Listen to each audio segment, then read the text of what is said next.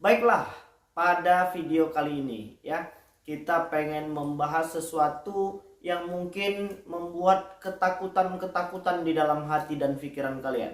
Yang hari ini sedang stres banget, apalagi yang sering bolak-balik melihat aplikasi pinjol yang hari ini belum mampu kita bayar. Yang melihat tumpukan-tumpukan bunga dan denda semakin kian bertambah, yang hari ini sedang stres banget karena masih ditakut-takutin sama debt collection melalui WA, melalui telepon, atau mungkin yang lain sebagainya. Dan hari ini akan kita kupas tuntas ya, beberapa permasalahan yang akan membuat kamu tidak takut lagi, yang akan kita jawab pada video kali ini. Yang pertama, ketakutan ketika gagal bayar itu tentang blacklist checking. Itu yang pertama. Dan yang kedua, ketiga, nanti banyak lagi satu persatu yang akan kita kupas tuntas. Buat kalian yang mungkin belum menekan tombol subscribe dan tanda loncengnya, silahkan ditekan dulu tombol subscribe dan tanda loncengnya, biar kalian gak ketinggalan semua notifikasi video-video terbaru dari channel kita secara gratis. Oke, yang pertama, apakah pinjol bisa menuntut debitur yang gagal bayar atau belum mampu melakukan pembayaran dibawa ke kantor polisi? Ini pertanyaan yang sering dan yang paling banyak memasuk ke dalam list pertanyaan di komentar video kita ya. Bang, gua khawatir, gua takut ketika gagal bayar pinjol gua dibawa ke kantor polisi. Di video-videonya gua sudah ngasih tahu ya, bahwasannya permasalahan pinjol ini tidak diselesaikan di kantor polisi. Ketika pinjol memang ingin menuntut kalian, mereka harus memproses kalian melalui pengadilan negeri, bukan di kantor polisi. Dan apakah untuk hari ini ada aplikasi pinjol yang sudah menuntut debitur gagal bayar untuk dipenjarakan? Jawabannya belum ada. Itu yang pertama. Dan yang kedua, apakah pinjol bisa menggunakan dan membobol rekening pribadi kita, Bang? Pertanyaan itu juga banyak masuk ke kita. Jawabannya tidak bisa, selama kalian tidak memberikan data-data yang penting terhadap rekening kalian. Misalnya apa tuh, Bang? Password. Yang kedua, 16 digit nomor yang ada di ATM kalian itu. Jadi kalau nanti debt collectionnya meminta kalian untuk menyebutkan 16 digit nomor yang ada di ATM itu, jangan pernah diberikan. Jadi nanti kalau kalian pengen reset mobile banking atau mungkin internet banking, pihak bank akan meminta kalian menyebutkan nomor tersebut. Jadi jangan pernah diberikan 16 digit angka yang ada di kartu ATM. Itu yang kedua. Dan yang ketiga, apakah pihak pinjol bisa memblokir BPJS? Terus bantuan BLT atau bantuan lah yang hari ini menggunakan nomor rekening? Jawabannya tidak bisa. Jadi tidak perlu khawatir lagi. Dan yang keempat, apakah ketika kita gagal bayar, aplikasi pinjol bisa menggunakan data-data kita untuk minjol lagi, Bang? Jawabannya ada dua. Yang pertama, kalau untuk yang legal OJK yang memiliki status terdaftar dan berizin di OJK, pasti tidak bisa. Loh, kenapa begitu, Bang? Karena harus ada verifikasi wajah. Jadi kalau seandainya kita mau minjol, apakah kalian masih mengingat ketika pertama kali ingin meminjol itu harus gelengkan ke kanan, gelengkan ke kiri, buka dan tutup mulut Anda, kedipkan mata Anda? Nah, itu namanya verifikasi wajah. Untuk di aplikasi-aplikasi pinjol legal OJK harus seperti itu. Terus yang kedua, apakah bisa, Bang, pihak aplikasi pinjol menggunakan data pribadi kita untuk minjol lagi di aplikasi ilegal? Jawabannya bisa. Karena biasanya pinjol ilegal itu mereka punya satu induk dan anaknya banyak sekali.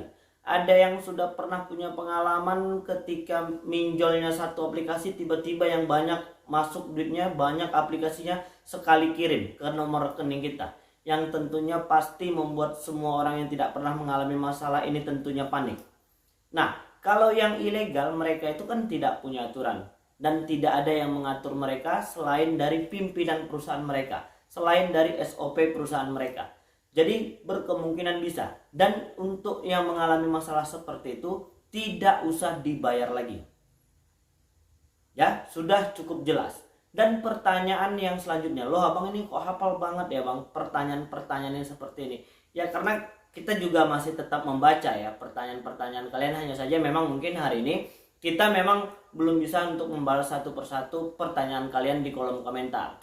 Tapi silakan terus untuk bertanya, kita akan pilih beberapa pertanyaan-pertanyaan yang mungkin hari ini kita anggap penting untuk menjawab kegelisahan kalian semua. Dan yang selanjutnya, apakah aplikasi pinjol yang hari ini sudah punya debt collector lapangan, apa aja bang aplikasinya? Untuk sampai dengan hari ini ya, aplikasi-aplikasi pinjol yang punya debt collector lapangan itu masih hanya baru satu sih. Apa itu bang? Kredit Pintar, itu yang paling banyak yang mengadukan permasalahannya ke kita tentang debt collector lapangan. Tapi alhamdulillah untuk debt collector lapangan yang hari ini bertugas masih cukup baik dan kooperatif.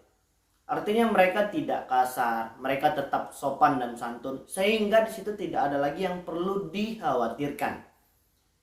Jadi hari ini tentang terkait masalah debt collector datang ke rumah itu, pola pikir kita nih yang harus diperbaiki sebenarnya. Kenapa seperti itu bang? Iya, hari ini masih banyak teman-teman kita itu yang takut malu ketika debt collector lapangan itu menghampiri, baik di kantor atau di rumah.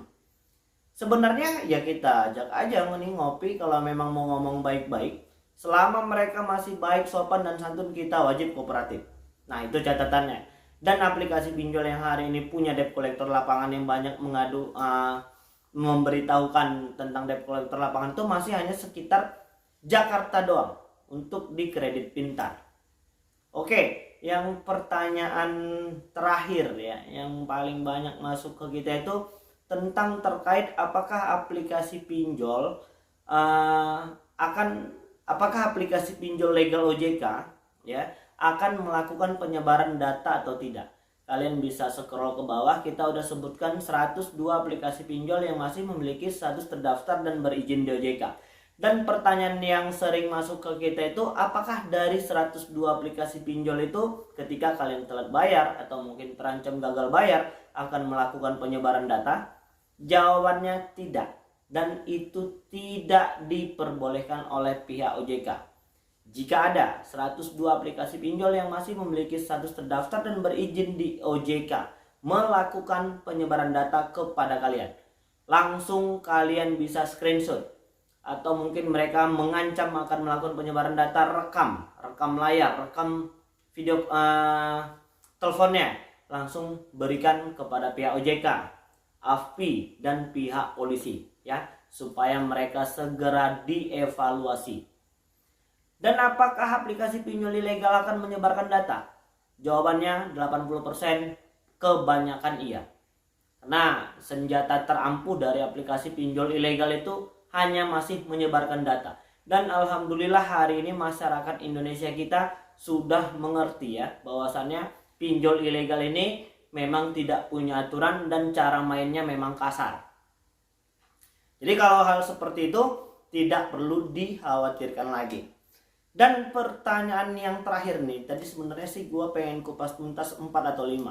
Dan pertanyaan selanjutnya itu, berapa lama bang ya pihak aplikasi pinjol itu meneror kita, menguber-uber kita, dan terus meminta kita agar terus dibayarkan? Oke, untuk aplikasi pinjol ini tidak ada yang tahu berapa lama mereka akan terus menguber-uber kalian untuk menyuruh melakukan pembayaran. Tapi sepengalaman kita di jangka waktu 1 sampai dengan 2 bulan itu memang mereka getol ya, menguber-uber dengan puluhan nomor baru, dan pastinya akan membuat kalian pusing 7 keliling ketika kalian memikirkan hal itu.